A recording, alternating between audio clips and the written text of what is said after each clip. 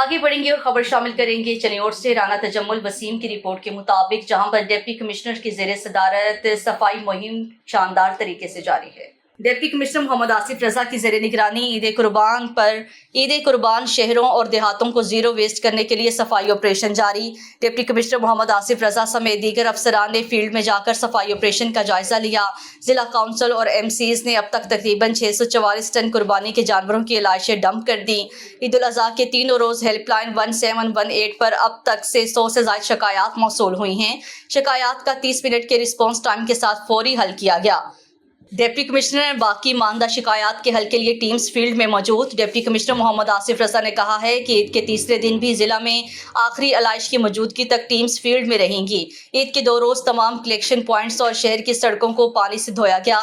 یہ سلسلہ آج بھی جاری رہے گا۔ شہریوں کو تعفن اور علائشوں سے پاک ماحول فراہم کرنے کے لیے تمام افسران اور عملہ متحرک ہیں۔